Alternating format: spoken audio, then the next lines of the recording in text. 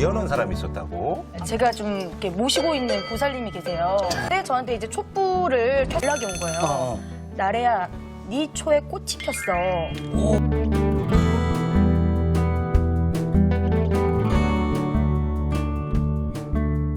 안녕하세요. 백운산 신전의 장군보살 인사드리겠습니다. 오늘은 후반기 며칠 안 남은 것 같지만요. 사실은 9월달부터 내년 1월까지 구정 전까지의 운세가 하반기 운세입니다. 해가 바뀌어서 내년에 양력으로 1월로 바로 들어가더라도 사실은 구정 전까지는 좀 조심해야 되는 게 띠들이 가지고 있는 하반기 운세입니다. 물론 해가 바뀌면 다음 해에 들어오는 운세도 같이 들어오기 때문에 이런 때 어떻게 잘 보내느냐에 따라서 본인들의 운세 흐름이 바뀌어지기 때문에 요 나머지 하반기 기간이 참 되게 굉장히 중요합니다. 요만한 실수 하나가 잘못돼서 여지까지 조심해온 것들 다 망칠 수도 있기 때문에 나머지 구정 전까지 하반기 운세들 잘 들으시고 또 요 시기를 잘 보내서 내년에 들어온 운세의 교차점에서 어떻게 하셔야 좋을지 방법들을 알려드리도록 하겠습니다. 먼저 말띠, 범띠, 용띠, 양띠는요 올해 운이 조금 안 좋기 때문에 먼저 말씀을 드렸고요.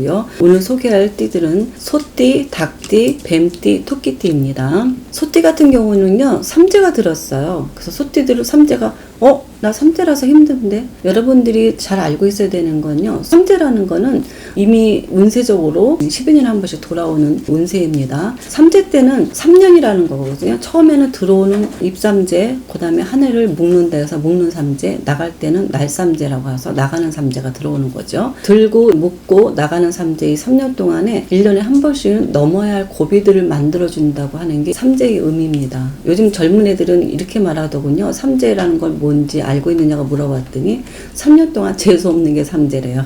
어쨌든 3년 동안에 어떤 이러한 고비를 언제 어느 때 줄지 모르기 때문에 보통 인터넷에 나와 있는 2월 좋아요, 3월 좋아요 이런 것들은 그냥 재미로 보시고 이런 넘을 고비, 재들은 항상 내가 방심한 틈을 타고 들어오기 때문에 삼재 때는 안 좋은 일이 있을 거라는 걸 미리 준비하시고 대비하는 마음을 가지시면은 잘 넘기실 수 있습니다. 토띠 삼재는 이번엔 비교적 나쁘게 들어온 삼재보다는 대부분이 복삼재로들 알고 있습니다. 복삼재라는 거는 삼재가 복이 있다는 게 아니라 그의 운이 아주 복이 많은 해에 들어왔다고 해서 복삼재라고 하고 또 운이 좋은 해라서 좋은 삼재라고 얘기하지만은 실제로 삼재 자체가 복을 주거나 하진 않습니다. 삼재는 어쨌든 넘을 고비를 하나씩 만들어주는 게 하는 일이고요. 해가 좋으면 넘을 고비를 순하게 잘 넘어가기 때문에 복삼재, 좋은 운 삼재 아니면 해의 운이 아주 나쁠 때 이렇게 삼재가 들으면 악삼재라고 합니다. 올해 소띠들 중에서 24세 소띠는 아군이에요. 운 자체가 아군이라는 거는 올해 운이 나쁘니까 뭔가를 새롭게 변화주는 건 하지 말고 힘들다고 여기서 이쪽으로 옮겨가는 것보다는 하던 일을 열심히 하면 그 안에 좋은 일이 생긴다.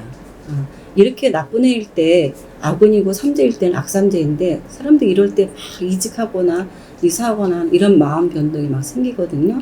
그럴 때를 조금 잘 누르셔야 돼. 가을 됐으니까 이사해야지 이런 마음도 많이 생기는데 오히려 이사 잘못하게 되면 더 힘들거나 여러 가지 꼬이거나 힘들어서 딴 데로 이직했는데 더 힘들거나 이럴 수가 있기 때문에 나쁜 해에는 조금 조심해 주시는 게 좋겠죠. 그래서 나쁜 해를 잘 넘겨야 내년에 또 한 해 순조로우니까 24세 분들은 이직이나 이사, 변동 변화를 주실 분들은 잘 참고 내년에 운세가 나쁘지도 좋지도 않기 때문에 뭔가 잘 다지면서 약간의 변화를 줘도 상관없지만 올해는 절대 삼가하시는 게 좋습니다. 36세 소띠 같은 경우는 올해 운이 좋아요. 올해 운이 좋은데 12월 달로 기준으로 내년 운세가 살짝 들어오면서 운이 나빠지기 때문에 시작하려고 하는 기운들을 내년 지나서 한 템포 늦춰가는 것도 괜찮습니다. 무슨 일을 시작한다는 거는 한 해 동안 열심히 왕성하게 일을 해서 뭔가 잘 다지고 그 다음 해가 나쁘더라도 잘 다진 거를 잘 이어서 가면 괜찮은데요.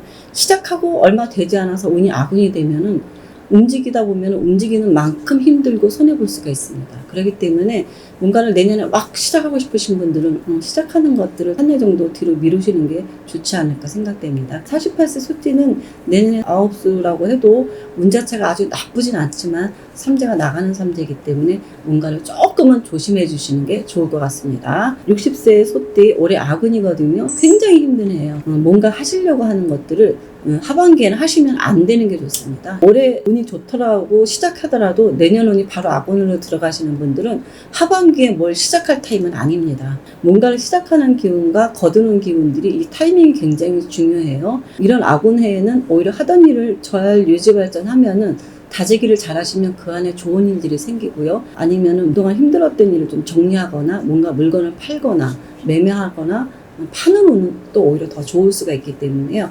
무조건 악운이니까 나쁘다는 생각을 하지 마시고 다만 내가 왕성하게 변화주고 싶은 것들을 조금은 한 템포 늦춰주자 이렇게 마음을 가지시는 게 좋을 것 같습니다. 올해 삼재인들을 기준으로 말씀을 드릴 거예요. 올해 닭띠 삼재이신 분들은 올해 운세가 전반적으로 그렇게 나쁘지는 않습니다. 올해 28세 하고요. 64세 닭띠분만 굉장한 악운이에요. 삼재인데다가 악운이기 때문에 올 하반기를 잘 넘기셔야 돼요. 그러니까 올 하반기라고 해도 12월 달 지나면 괜찮겠지라고 생각하고 방심하시지 마시고 구정 전까지입니다. 한 해 운세라는 거는 구정을 전날로 기준으로 가는 게 원칙이에요. 어떤 사람들은 뭐 동지를 기준으로 해서 올해 운이 다 나가고 새해 운이 들어온다고 하는데 절대 그렇지 않습니다. 그런 방심한 시기에 항상 나쁜 일들이 생기기 때문에요.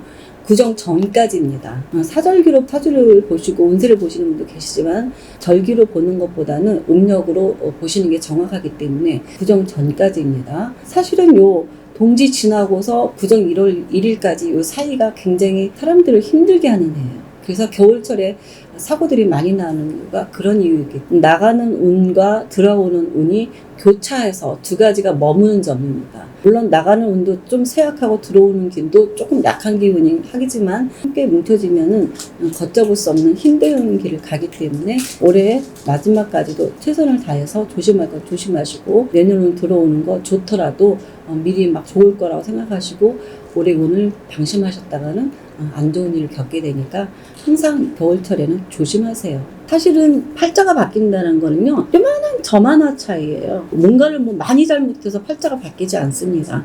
순간의 선택이에요. 순간의 선택에 사기를 당해서 억만금을 잃어버리기도 하고, 순간의 선택 0.1초 차이의 선택 때문에 사람들이 사고가 나기도 하고 억울한 일도 겪기도 합니다. 그렇기 때문에 항상 호랑이 굴에 들어가면 정신만 차리면 살아나온다는 생각으로 한 해 운세를 내가 잘 생각하시고 조심해야겠다는 마음만 가지시면은 항상 어디에서든 좋은 결과 나올 수 있습니다. 미미한 사고에 억울하게 내가 피해자인 것 같은데 가해자로 바뀌는 경우도 많거든요.